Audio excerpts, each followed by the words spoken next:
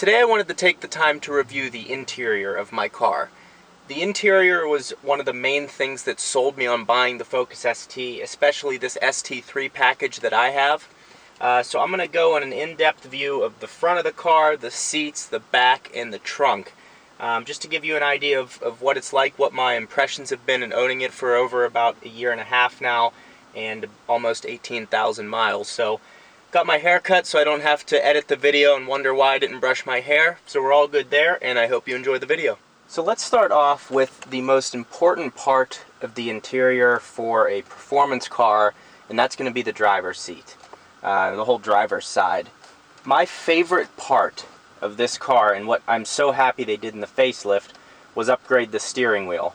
It has perforated leather right here, both where your hands are going to spend most of the time.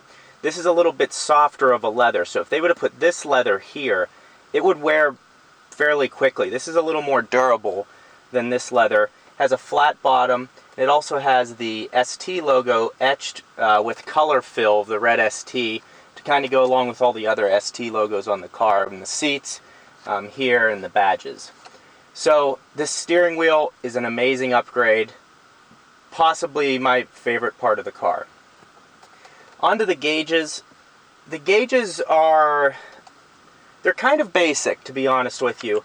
They're just not sporty. I feel like these gauges are probably almost exactly what they look like in a regular Focus. I think they could have done a nicer job making the numbers a sporty or performance looking. They could make the glow a little more intense. But overall, it's not bad. What I do like is when you are driving the car, it has a digital display of the speed. So it's very easy to look down, see what your speed is, and keep your eyes on the road, as opposed to looking at an analog gauge and guessing about how fast you're going. This tells you exactly how fast you're going, and that is generally the screen that I keep it on. Since this is the ST3 package, I have all these buttons here. You have volume up, volume down, next songs, go back a song.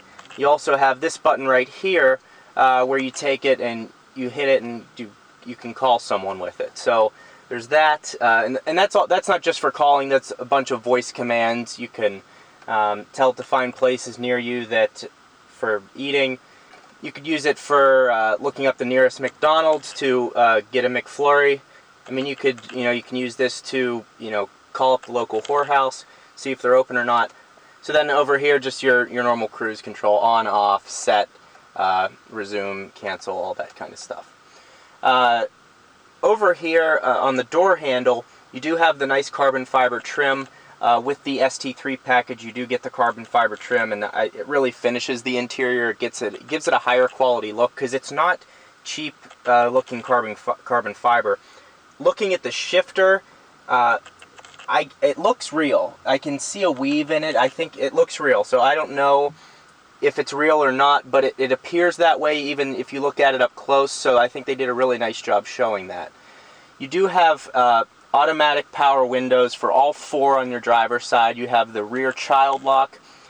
The issue with these power windows, though, is when you hit it, you really have to hit it all the way down to make the windows automatically go. If you just tap it and you push it all the way down, usually there's a click and then another click, and when you hit that other click, it should put the window all the way down and you don't have to touch it anymore. For some reason, it's just, this whole thing, it's kind of flimsy when you press it, so it doesn't work all the time. You also have your power mirror adjustments there, and it's pretty straightforward. It's pretty simple on that side of the car. Just behind the wheel, you have your automatic start button. Other cars could have the button here, they could have it here. There's various places where they have the automatic start, and it takes a little bit of getting used to find the button back there. Once you get used to it, not an issue at all. But overall, just all the instruments there, it's really well put. The two things I think they can improve is just making those buttons a little more responsive, and then also changing the gauges, making them a little more sporty. Now on to these beautiful Recaro seats. These seats are aggressive. When you sit in this car at the dealership, you're going to sit in it and be like, oh my god, I can never deal with this on a daily basis. After having the car for almost 18,000 miles now, it is something that you have to get in your car. I am always careful that I'm not like leaning on the bolsters or pulling on the bolsters to, make them wear even more over time. But it is one more thing to think about when you're driving your car, because they're aggressive, they hug you, and they keep you in place. But that's the point of this car. You want an aggressive seat like that that's going to keep you in place when you're doing some performance driving. So overall, I'm so happy I got these seats. I'm happy that there's not, I didn't go with a less aggressive seat. I think they're great. I've also done a nice job of, keeping them conditioned and maintained and cleaning them when necessary. So I would suggest you do the same if you get these seats, just to make sure you're taking care of them in the proper way. But they are aggressive. I'm 6 feet tall, about 170 pounds, and I don't have a problem with them, but I would imagine if you're a little wider or fatter, then you might not feel that these are very comfortable. But I've heard various reports from people of all different sizes, so it's going to be personal preference on that. Just my main point about the seats is just know that they are going to break in and feel better as time goes on. But these are great seats when you're performance driving or even taking a turn just a little hard. They keep you perfectly in place, and that's exactly what you want. So now let's take a look at the passenger side of the car. I would say it's a little snug with these seats because it kind of restricts your legs here and here with these aggressive side bolsters. Kind of restricts your movement, but you do feel very secure on the passenger side, so I will say that. Again, very simple, not much over on the handle, just your automatic window there. Automatic window. And then easy access, obviously, to the infotainment center, which is an 8-inch screen. And you can still see the boost gauges from the passenger seat as well, but they're more slanted towards the driver's side, because that's really who needs to see them, kind of, when you're on your way to the grocery store. But again, I would say I would give it, out of 10, I would give it a 7 out of 10 on room and comfort and all of that, just because there could be more room down by the footwell, but you do feel very secure, and I think the seats are comfortable, and overall the whole front of the car is a really nice place to be. So now let's take a look at the center of the car. Starting with the e-brake here, very nice looking e-brake, easy to access, easy to pull back and use. I've had no issues there. Because this is the ST3 package, we do have a heated steering wheel, as you can see there, which is the first button. And the second button puts it in sport mode, and what sport mode does in the Focus ST is essentially loosen up the torque vectoring system so it doesn't pull as much under heavy acceleration, and if you slide, it'll let you slide a little bit more too. If you want to reduce torque steer, actually, if you hit that button and turn on sport mode, it's actually a lot better when accelerating. Just frees the car up. Other than that, we have these buttons here with the auto AC and dual zone climate control. You can set it either way. If you're the driver or the passenger, you want to have different settings, you can do that. Has heated seats both on the driver and passenger side. And these buttons are fairly simplified. They are a little tough to get to, though. If you can see from this upper part of it here, they're kind of set back about 2 to 3 inches from that. So if you're driving, focusing on the road, and you're looking for a button, it can be, you do have to learn them. It takes a little while to learn them before you can just do it without looking. But I think they simplified it a lot more than they did on the 13 and 14 Focus, so that was a good move by Ford. So moving up here, you have the controls for music. I really don't use this much. Sometimes I'll hit the button to go to the next song, but normally I'm just hitting these buttons that are nicely placed on the steering wheel to control all of that. So I don't use that much. The source and the sound and all that stuff, it's all touch screen, so I'm generally touching the screen or using the buttons there. But again, it is a nice placement. It's good for the passenger to be able to use. So it's all good there. It is a single disc player, and pretty soon I'm sure that cars aren't even going to come with disc players. Moving up to the top here, we have an 8-inch display, HD display, and this is really nice. These are this is one of the largest displays you can currently get, and this is a 2016, so even moving into 2017, this doesn't look outdated at all. It's huge. For example, Subaru, I think the largest they offer is a 7.1 or 7.2 inch, and this is an 8-inch screen. So this is a really nice sized screen. It's easy to look at while driving or looking at navigation because everything is displayed there, and I really enjoy that. Then up top we have the gauges. You're looking on the far left, you have your oil temperature, you have your boost in the middle, and then you have your oil pressure on the right.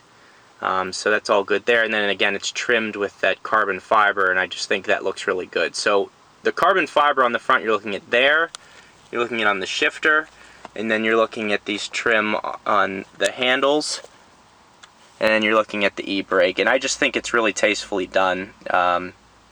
And it was a selling point for me for sure. It just looked very finished, and I really enjoyed how that looked. So from the front seat, let's head on to the back.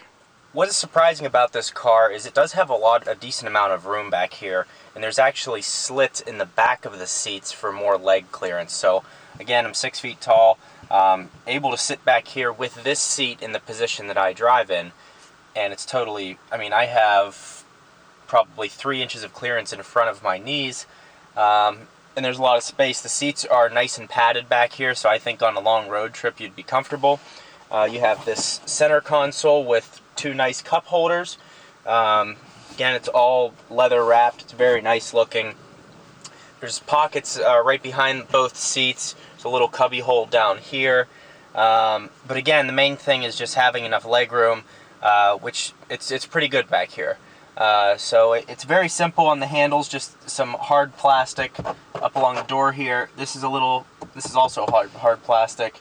There's some padding here, which again is a touch point as you're sitting back here. So all the areas that you're going to be touching, just resting your elbow or resting your elbow on this center console, all very well put together. The one thing that you may miss when initially buying your Focus is the head clearance room in the back. So I have probably a couple inches here, but they have a cutout in the ceiling here that dips right where your head would be. So there's a guy I work with, he's about 6'3", and he's fat and kind of immobile, and he's old. And basically when he sits in the back of my car, there's very few cars where he fits in the back. So he sits down in the back of the car and actually has clearance back here because of this inlet that they cut out. So I think that was really well engineered, and I'm happy they did that, and I'm happy that I found out about that by having someone who was bigger sit in the back. So another nice feature. So let's head back to the trunk. So I apologize if we get some wind noise, but it's very windy today in Phoenix, and I'm just trying to get this video all done in one day. But the trunk back here is well finished. As you can see all the way across, it has a consistent just padding across it. There's nothing really exposed. I think it's finished very nicely. I do have this subwoofer here because, again, ST3 package comes with the subwoofer. So you do have that, and it takes up a little bit of space here. So I play a decent amount of golf, so when I need to put golf clubs in the back, I have two choices. It's either take my driver and 3-wood out, or I go ahead and click this button right here, and just fling that seat forward. And then I just slide my golf clubs in that way. Now if I needed even more room and I was moving something, just click this again and just flick it forward. And both of those go down to the same level. I just have to move the passenger seat up a little bit more to get it to fall like this one on the left. But you can see that is a lot of space there that you get. So the car also comes with a cover that wraps here, it goes across here, and then it goes right up here, it connects, and it lifts up as you lift the trunk. But I decided to remove that just because it kind of got in the way. I didn't really like how it looked, but I'm sure a lot of people find it very helpful. You know, when they park their car and have things in the back, they don't want people on the outside to be able to see. But overall, it's very nicely finished. It has more space than a Golf, I do know that. But if you're looking at something like an STI or WRX or something, those have more trunk space, more usable trunk space on a day-to-day basis, unless you would need to you know, really open it up, where that's where the advantage of a hatchback is, because you can get all of that room. So that concludes the review of the interior of the car. If you have any questions, please feel free to ask. I'll definitely get back to you in the comments, but plenty more content to come. Thank you for watching. If you're still tuned in the video, thank you for watching, and please smash that like button. Thanks for watching. We'll see you soon.